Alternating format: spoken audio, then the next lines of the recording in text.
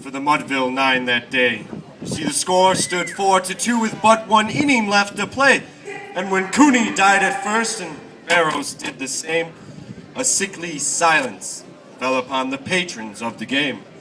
A straggling few got up to go in deep despair. The rest clung to hope which springs eternal in the human breast. They thought, well, if only Casey could but get a whack at that, we'd put even money down with Casey at the bat.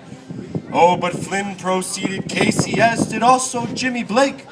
And the former was a hoodoo, while the latter was a cake. So there upon stricken multitude grim melancholy sat, for there seemed but little chance of Casey getting to the bat. Oh, but Flynn let drive a single, to the wonderment of all, and Blake the much despised tore the cover off the ball. And when the dust had lifted, and the men saw what had occurred, there was Jimmy, safe at second, and Flynn a hugging third. Then from 5,000 throats or more there rose a lusty yell. It rumbled through the valley and rattled through the dell. It recoiled upon the mountain and knocked upon the flat. For Casey, mighty Casey, was advancing to the bat. There was ease in Casey's manner as he stepped into his place. There was pride in Casey's bearing and a smile at Casey's face. And when responding to the cheers, he lightly doffed his hat.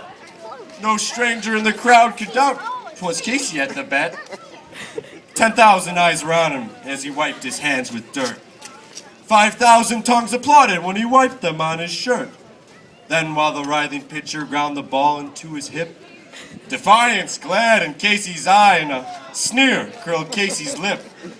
And now the leather-covered spear came hurtling through the air, and Casey stood a-watching in a haughty grandeur there. Close by the sturdy batsman, the ball in heated sped. That ain't my style, said Casey. Strike one, the umpire said.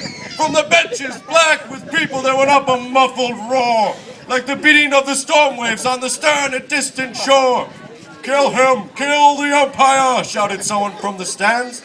And it's likely they would have killed him had not Casey raised his hand. With a smile of Christian charity, great Casey's visage shone. He stilled the rising tumult. He bade the game go on. He signaled to the pitcher, and once more the Dunsphere flew. But Casey still ignored it. And the umpire said, strike two! Fraud! Cried the men in thousands. And an echo answered, fraud. But one stern for a look from Casey and the audience was odd. They saw his face go stern and cold. They saw his muscles strain. And they knew that Casey wouldn't let that ball go by again. The sneer has fled from Casey's lips. His teeth are clenched in hate. He pounds with cruel violence his bat upon the plate.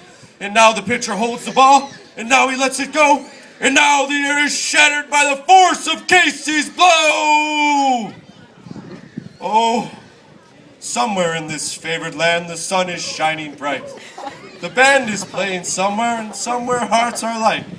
Somewhere men are laughing, and little children shout. But there is no joy in Mudville. Mighty Casey has struck out.